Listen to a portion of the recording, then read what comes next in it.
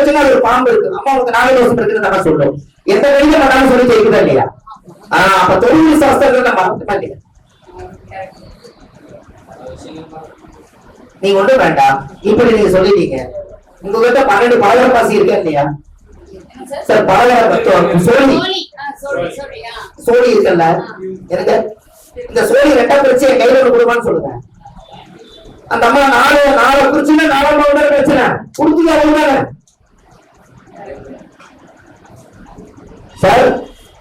சோழி 12 சோழி கையில கொடுத்துருங்க, எனக்கு ஒரு சோழி எடுத்து கொடுப்பான்னு சொல்லுங்க. அந்த 12 சோழியில எத்தனை சோழி கொடுக்குது? 4 சோழி கொடுக்குது. 4 பிரச்சனை கரெக்டுங்களா? 5 சோழி கொடுத்தா 5ஆம் பிரச்சனை. 3 முறை கொடுங்க, திருப்பி 4 வருது பாருங்க, 4 உட்காந்துருங்க. அங்கேயே குடிச்சீங்க என்ன எத்தனை கொடுக்குது? நம்ம கிட்ட கொடுத்தது கர்மா, அந்தமா வச்சது வந்து மிச்சம். நம்ம கிட்ட கொடுத்து சொல்லுங்க சொல்லுது, நாம கிட்ட கூடாதுல்ல. நீ 4ஆம் வகுப்பு 7ஆம் வகுப்பு கல்யாணம் ஆகாதவங்களுக்கு கல்யாணம் ஆயிடுச்சு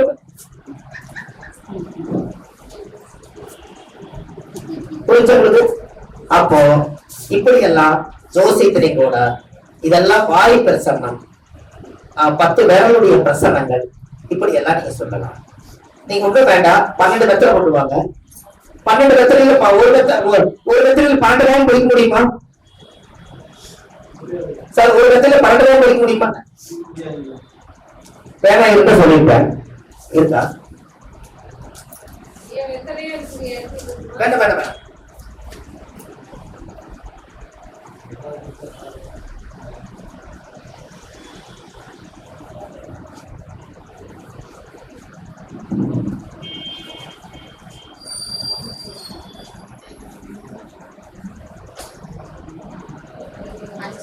சார் தெரியுது, 5 கீழே 6 இருக்குல்ல சார், இது மேல இருக்குல்ல சார். இது வந்து 1 2 3 4 5 6 7 8 9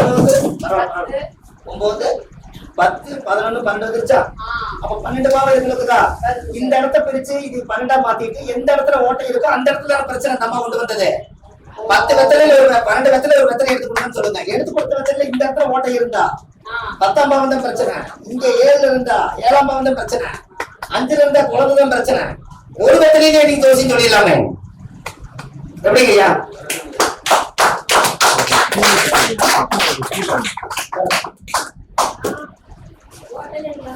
சார் ஒரே வெத்தலை கரெக்டுங்களா? அந்த ஒரு வெத்தலையிலேயே 12 பாவம், நீங்க 12 கொண்டு வர சொல்றீங்க. 12 வெத்தலையில அந்த அம்மா அந்த 12 வெத்தலை கொண்டு வந்ததே கர்மாதான்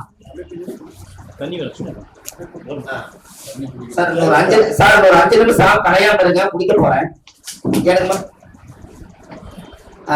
சார்.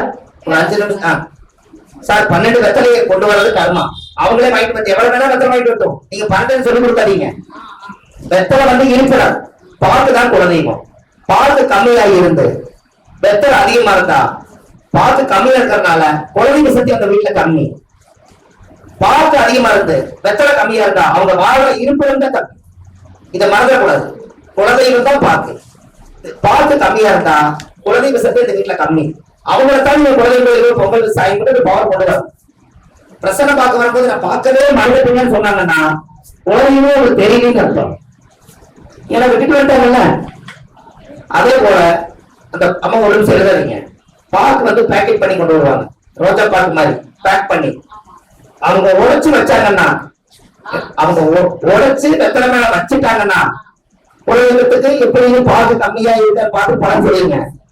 அவங்க பாக்கெட்டோட ஒரு வச்சுட்டாங்கன்னா அவங்க குலதெய்வத்தை கூட்டி ரொம்ப நாள் ஆச்சு, இன்னும் தொடக்கலையும் சொல்லுங்க.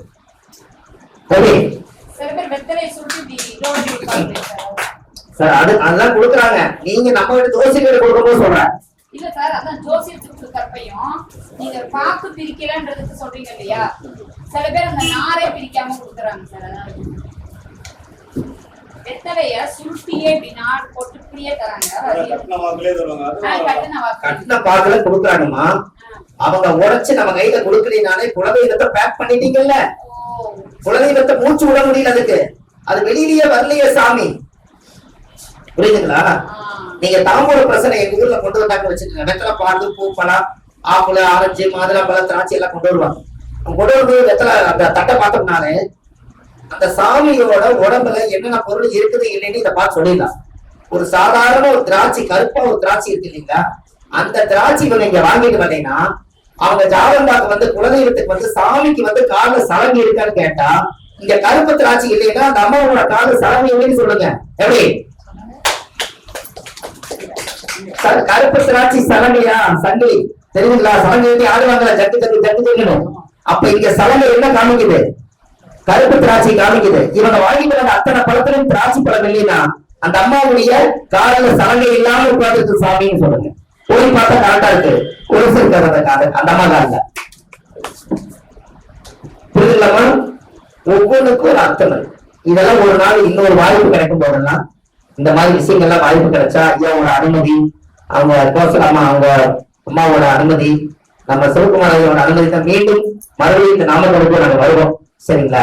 கண்டிப்பா வந்து உங்களுக்கெல்லாம் இன்னும் அப்டேட் தான். எங்களோட இப்ப இந்த பையனை விட்டு அடுத்த பையனுக்கு போயிடுவோம். நீங்க அடுத்தது இவங்க அம்மா தான் கிறிஸ்துவனி அம்மா தான் சொல்லிட்டு இருந்தாங்க. எல்லாத்துக்கும் போய் எங்க ஊருக்கு அங்கே இருக்கிறீங்களா, நான் நீங்களும் போடுங்கம்மா, ஒரு 50 பேர் 100 பேர் வந்தா நான் வருவேன்னு சொல்லியிருக்கேன். அதெல்லாம் எந்த எதிர்பார்ப்பெல்லாம் ஒண்ணும் இல்லை. சும்மா வந்து ஒரு நாள் ஸ்பெண்ட் பண்றோம். நம்ம வேலை ஒரு நாள் இல்லைன்னா 29 நாள் சம்பாதிக்க போறோம். அதனால அதெல்லாம் நிறைய கிடைக்கும். இன்னும் நிறைய அப்டேட்டு 1330 பரிகாரம் இது அப்டேட். இப்ப நான் பேசுறதெல்லாம் மொழிபெயர்த்ததெல்லாம் ஒரு புக் வடிவமா மட்டும் எவ்வளவு நல்லா இருக்குங்க. என்ன சார் இவ்வளவு நம்ம பேசிட்டோம், இதெல்லாம் பிரபஞ்சம் போயிருச்சு. இதெல்லாம் ஒரு புக் வடிவமா வந்தா அது இன்னும் சந்தோஷமா. அதுதான் அம்மா காலையில புக்கு ஐயா நம்ம பேசுறீங்க செல்வராஜ் ஐயா வந்து நீங்க போடுவீங்கன்னு சொன்னாங்களாமா. இப்படி ஒரு அற்புதமான இந்த எளிமையான புக்கெல்லாம் உலகத்துக்கு வந்தா எல்லா சோசியல் மீடியாவும் ஒரு திருக்குறள் இருக்கிற மாதிரி 1330 பரிகாரங்கள் உங்களுக்கு இருந்துச்சுன்னா அவங்க ஜாதகம் பார்க்க வந்த என்ன கேள்வி கேட்டாலும் அந்த கேள்விக்கு உண்டான போது அந்த புக்கில் இருக்கிற பலன் சொன்னீங்கன்னா நீங்க பெரிய கோசி.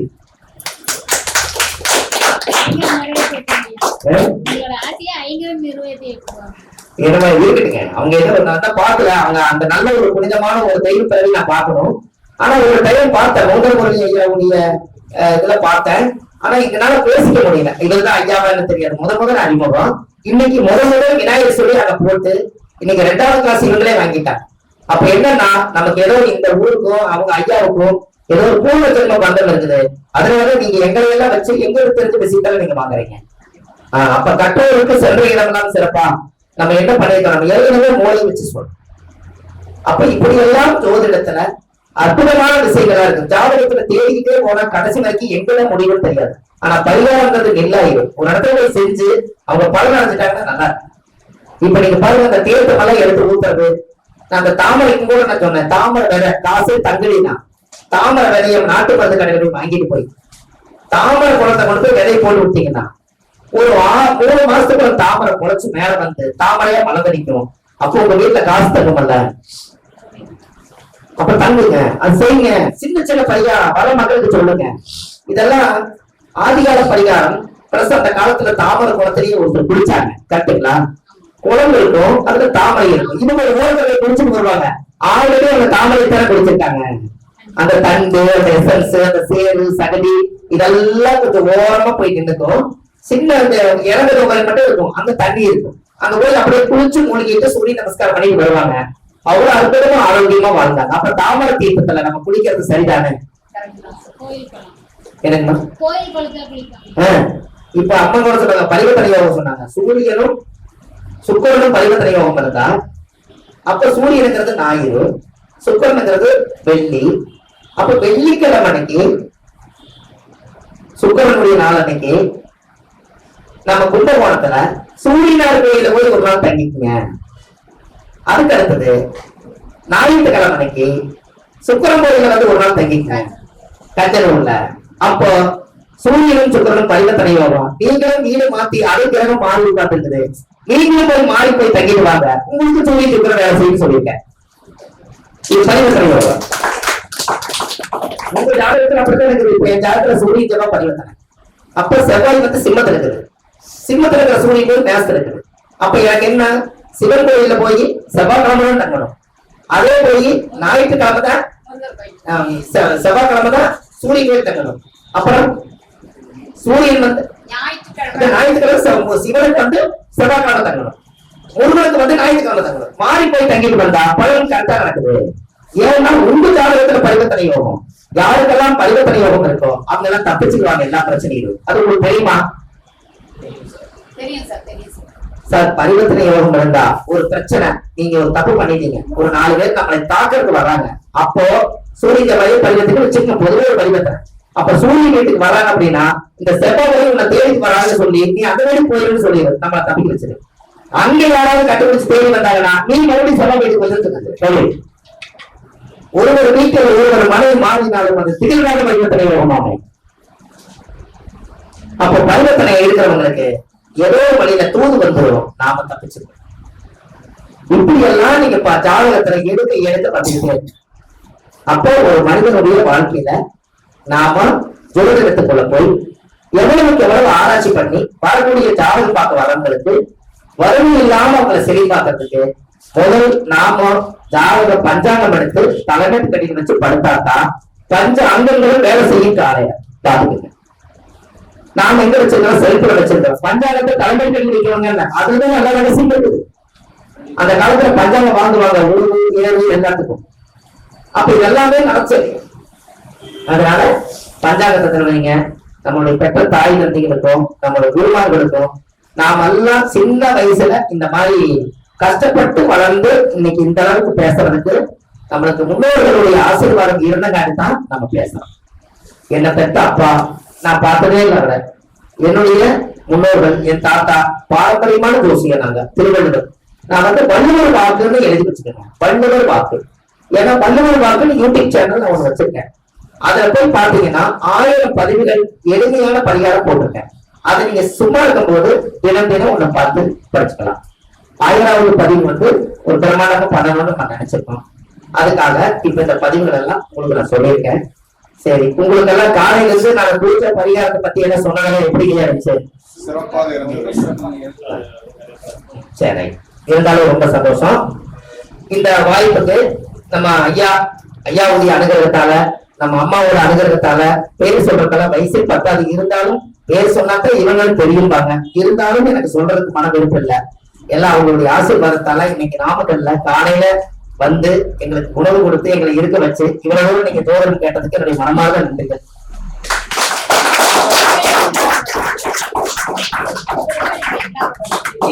ரொம்ப சந்தோஷம், நன்றி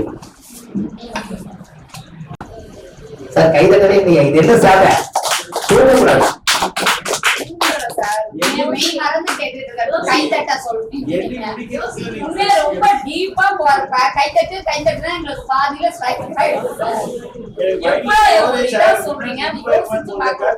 இன்னும் கொஞ்ச நாள்ல என்னோட அறிவுபூர்வமா ஒரு விஞ்ஞானமா 50 பேர் வந்தா 50 மிஷின் வச்சிடறேன். எல்லாத்துக்கும் ஒரு பட்டன் மட்டும் அமர்த்திருங்க, முடிச்சா கடற்கரை சொல்ல மாட்டீங்க. இனிமேல் கைதட்டுற ஒரு வாய்ப்பு எல்லாத்தையும் கொடுத்துடலாம் பாருங்க. அது பிரச்சனை சார். கைதட்டுக்கா நீங்க பட்டம் அமர்த்தீங்கன்னா நான் திரும்ப சார் கைதட்டும். அது எல்லா அவர்களும் மட்டும் காமிக்கல.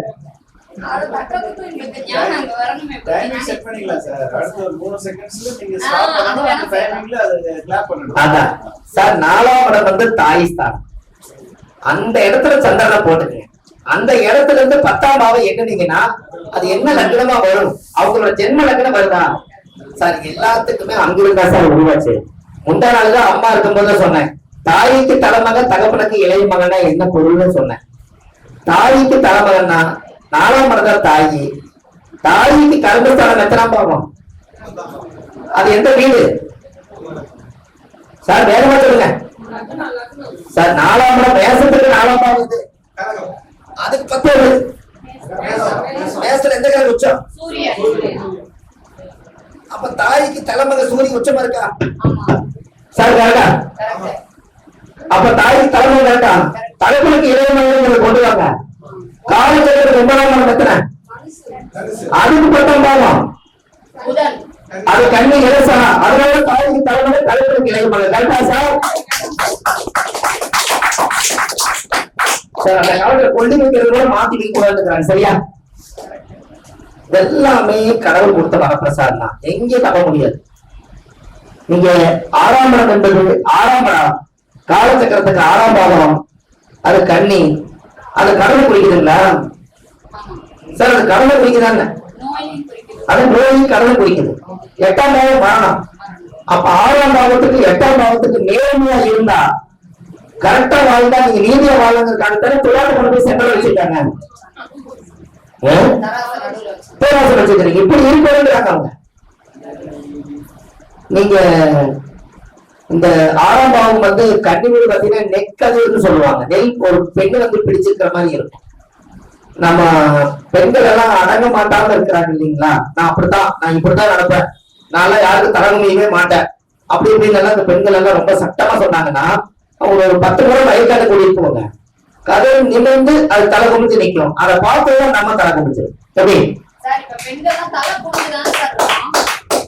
நீங்க தலை குமிஞ்சிருக்கிறது அவங்களுக்கு தான் தெரியும். இல்ல சார்,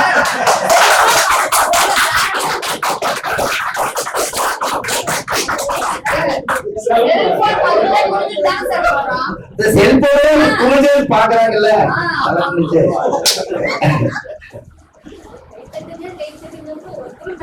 இதுக்கு ஒரு 10 செகண்ட் எச்சா வருதுங்க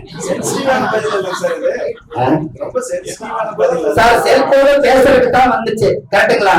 செல்போன் வந்ததுக்கு அப்புறம் யாருமே யாரு கூட பேசுறது இல்ல, அவங்க பேசிக்கிறாங்க.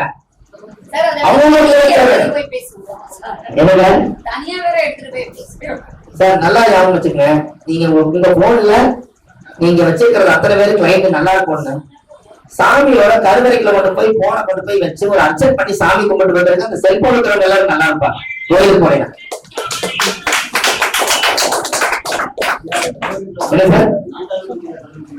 என்ன சார்? சார் சாமி பாதத்துல நம்மளே வச்சு எடுத்துட்டு போதும், நம்ம கும்பிடுறவங்க அங்கே வைங்க. இந்த செல்போன்ல இருக்கிறவங்க 3000 பேர் இருப்பாங்க. இந்த 3000 பேர் நல்லா இருக்கும் வேண்டுங்க, எண்ணம் பிரதிபலன் போயிருங்கிறாங்க. புரியுதுங்களா? நம்ம வீட்டுல வைக்கலாம்ல சார், அது உங்க கோயில நினைச்சிட்டாங்க சார். சார் வீட்டுல கோயிலுக்கு போறீங்க, எனக்கு அர்ச்சனை பண்ண உனக்கு அர்ச்சனை பண்ணுன்னா சொந்தக்காரருக்கு பண்ணலாம். நீங்க ஜோசியர், நம்ம கிளைண்ட் நல்லா இருந்தா தான் நமக்கு 2 மணி வரும். அப்ப அந்த கிளைண்ட்ல இருக்கிறவங்க எல்லாத்துக்கும் அர்ச்சனை பண்ணணும். இந்த செல்போன் இருக்கிற அத்தனை ஜீவன்களும் எல்லாரும் நல்லா இருக்கும் ஒரு அர்ச்சனை பண்ணி சாமி கிட்ட சொன்னீங்கன்னாலே பிரபஞ்சம் எடுத்துக்கு உங்க மனசு நல்ல மனசும் தெரியுமா தெரியாது. சார் குழந்தைகளுக்கு மெமரி லாஸ் ஆயிடுச்சு, அதனால நல்லா படிக்க மாட்டேங்குதுன்னு ஒரு பிரச்சனை இருக்கா இல்லையா? அப்ப நீங்க என்ன பண்றீங்கன்னா அந்த பொண்ணு கிட்ட இருக்கக்கூடிய செல்போன் இருக்கக்கூடிய மெமரி ஸ்டோரேஜ் அதிகமா இருக்கிறத ஒரு கம்ப்யூட்டர்ல கொண்டு போய் சேவ் பண்ணி வச்சுட்டு அந்த மெமரி ஒருத்தருக்கு தானமா கொடுக்க சொல்லிட்டு புது மெமரி வாங்கி கொடுங்க, மெமரி நல்லா வரும்ல.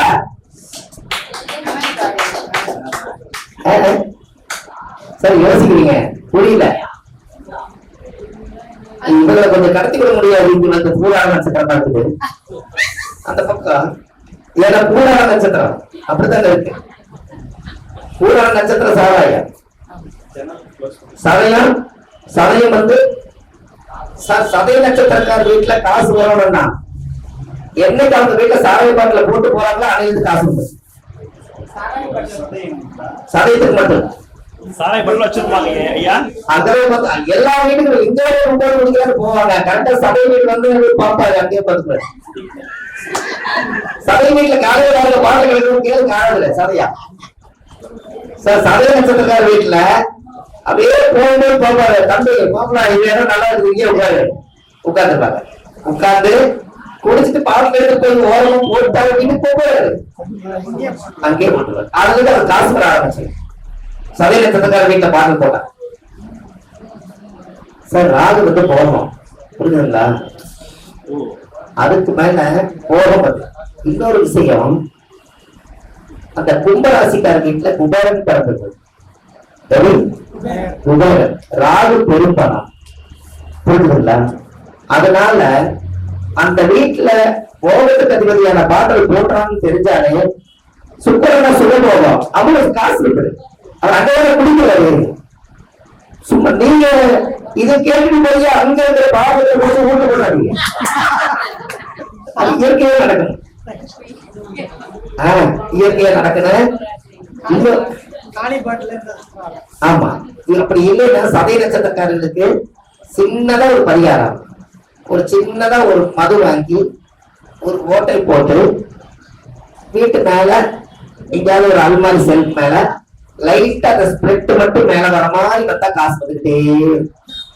ஆனா அதோட சேர்ந்து காட்டுறவங்க வீடே சாராயம்